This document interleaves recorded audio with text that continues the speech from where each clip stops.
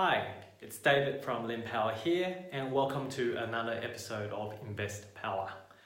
Today, as you can see, I'm wearing very casual, so you could have probably guessed that it's a casual session today. I'm not having my whiteboards. I mean, it's a beautiful picture that I have hanging here, but there's no whiteboard today, no marker on my hand as well, so no need to use your brain too much, put it that way.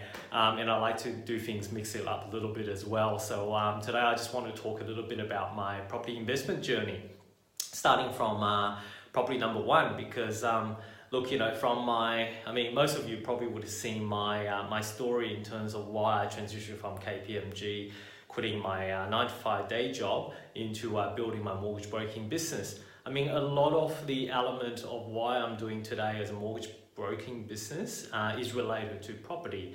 And it is through property investment that I actually realized that property is my passion, and that's where it lies. So when most people ask me, and when I told them, I quit my IT job and move into mortgage broking or finance industry, most of them will go, wow, that is crazy. Like, you have no background in finance industry, why would you do that? And I can tell them that it is because I'm a passionate property investor. So that's why I like to share my story, just like what I've been doing, writing the blogs, but I thought in a different format I can actually convey a lot more message this way.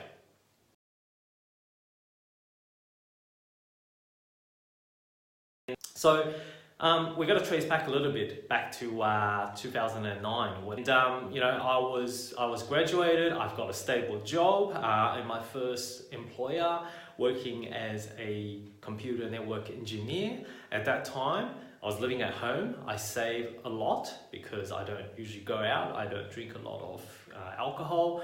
And I live with my parents. So I was able to save a lot and save quickly. So as I see the savings keeps accumulating, my dad, who has a big influence in terms of my investment journey as well, he invested in Taiwan, real estate as well. So residential property and a bit of commercial too, but mainly residential, and he also runs a business.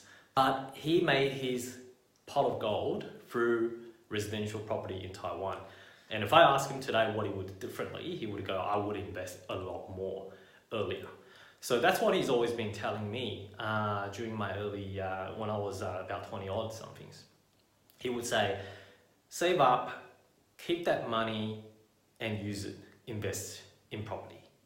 That's the best advice that he could give me at that time. So when I saved up a bit of deposit, had enough, then I was, we started looking at our options around that time. So around 2009 to 2010, back at that time, one of the first projects I can still remember clearly was in Rhodes, Meadowbank. At that time, it was actually industrial land, but it was already gentrifying or changing the landscape where developers are building or buying the land and start building apartments. And at that time, apartments for like a 2-bedroom, 1-bathroom apartment was selling like $300,000. Cheap as cheap from today's standard, absolutely. But we didn't go for it at that time. Anyway, my dad and I saw the ad on the newspaper. Like, that's basically where all the Asian parents would source the information from, not from online, but from the Chinese local newspapers. They would open it up and, they would show me, say, hey, here's something that maybe we should find a time to go and check it out. And I was still young. I was like, yeah, okay, whatever. I didn't have the investment mindset. So I was like, yeah, sure, okay. I got these money anyway. I'm not putting them. The savings is not that great. So sure, whatever my dad is telling me to think about. So on a weekend, went to see the showroom and check out the actual quality of it. Funny enough, I think it was one of those Ironfish ones.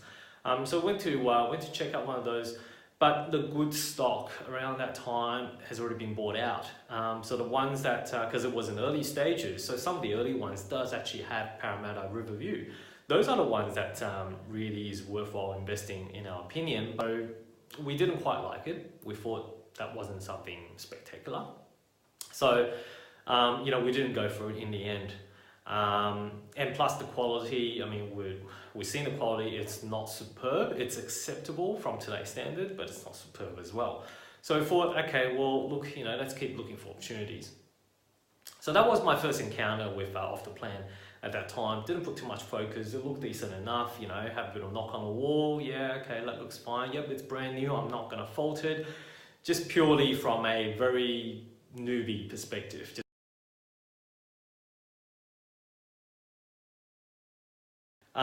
And then what happened is then, again, the next stage is Dad opened up the newspaper again and they're advertising Ipswich in Queensland heavily. They're saying this is going to be the Parramatta equivalent in Queensland or in Brisbane. So, in Sydney, we've got Parramatta as a second CBD. They were advertising back in 2009, 2010 that Ipswich is going to be the second CBD of Brisbane. So, we got really excited. We thought this could be another opportunity for us. So we actually picked a weekend and we went up there to visit the Ipswich. And guess what? The first thing we landed, it took about an hour drive. It's long way, as you would know. At that time, 2009, it's most of the Ipswich side is not developed at all. It was in very, very infant stages. So it was a long drive, and on the way we started feeling like this is a long way and there's nothing out here really, nothing. It's all land. It is all land, literally. And wait until we actually got to the project home, and that's when we realized, oh, okay, so this does look like it is just, it's a flat land. If I just stand on the lot that was proposed that we were looking at, and if I do a 360 turnaround, it's basically such an abundance of land, it's not funny. So judging by that, and also the distance to the Brisbane CBD, and plus at that time Ipswich has not really developed as much, we were not very, very convinced. There's just way too much land for our likings.